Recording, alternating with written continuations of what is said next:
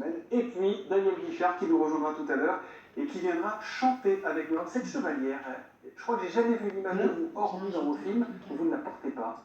Et même dans certains films, je la porte. Quand je peux la porter, je la porte. C'est une bague qui ne m'appartient pas, qui était à ma mère, mais une fois je l'ai trouvée dans un de ses tiroirs et j'ai cru y lire FD, Franck Dubosc. Qu'est-ce qu'il y a écrit dessus? En fait, c'est JD, il y avait écrit JD, et maintenant on voit plus bien. Et puis je l'ai lise et je ne l'ai plus jamais quittée. Et elle est remontée sur scène. C'est votre tournoi. Oui, mais ça fait avant de rentrer sur scène, toujours je l'embrasse 3 fois et je dis pour toi, maman, papa, Daniel, Milan et Raphaël, je fais toute la famille. D'accord. Avant, je fais mon signe de croix et puis après je rentre toujours ça. Le J c'est pour Janine. J comme Janine, oui, madame, c'est votre maman évidemment.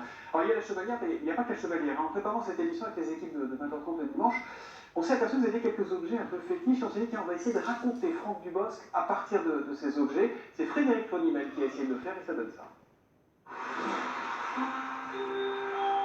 Je vous présente la veste et la valise avec laquelle je suis arrivé à Paris le 2 octobre 1983. Ça y est, c'est décidé, je vais être acteur. À partir d'aujourd'hui, mes collègues de bureau s'appellent John Wayne et Jean Gabin.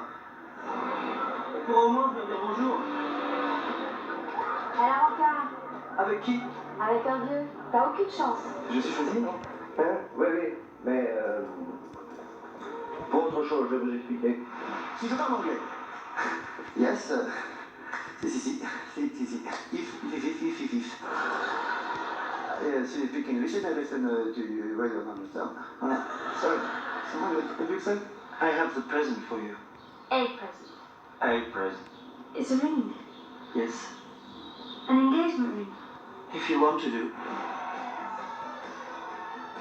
Dis-moi, tu aimes le disco? Mais tu as peur d'être ringard, c'est ça? Regarde-moi.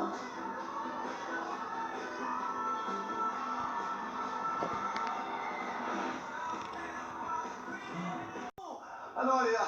Oh putain, j'ai peur. Monsieur Chirac. C'est pour moi. Tu t'appelles Chirac, toi? Oui. Chirac? Patrick Chirac? Pourquoi tu ne changes pas de nom? Pourquoi c'est moi qui changerais?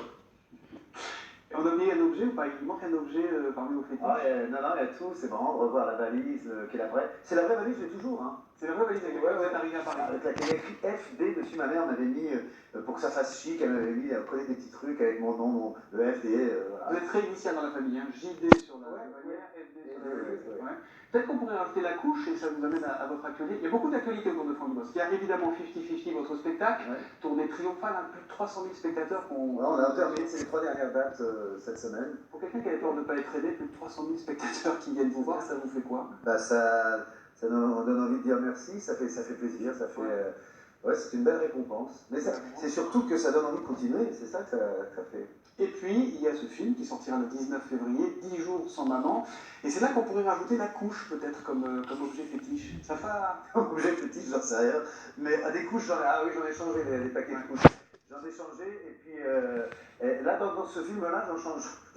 Oui, non, je vais dire, j'en change pas. Si. C'est la première fois, je vais vous raconter quand même une toute petite anecdote sur le film, c'est que c'est la première fois que je joue avec un acteur qui me fait caca dessus pendant que je joue. Pour de vrai. Pour de vrai. D'accord. C'est-à-dire le petit garçon qui avait 2 ans et demi quand on tournait, effectivement, il avait encore des couches pour tourner, comme ça, c'est les femmes, pas pour tourner, c'est les femmes, le petit.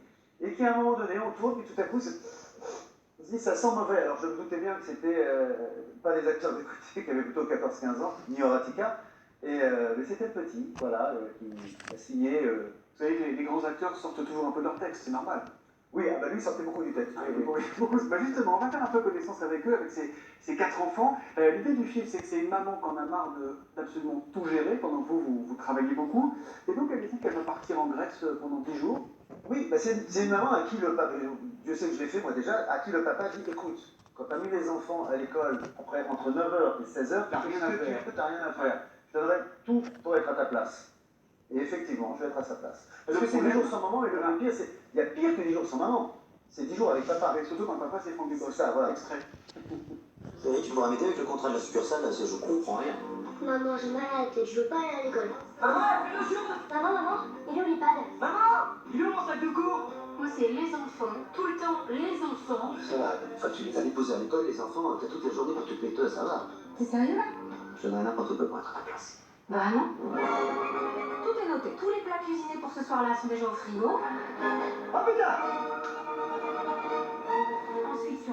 l'école et tu déposes les enfants. À droite ou à gauche? Non, c'est tout droit. Oui, mais où? Et à droite, à droite.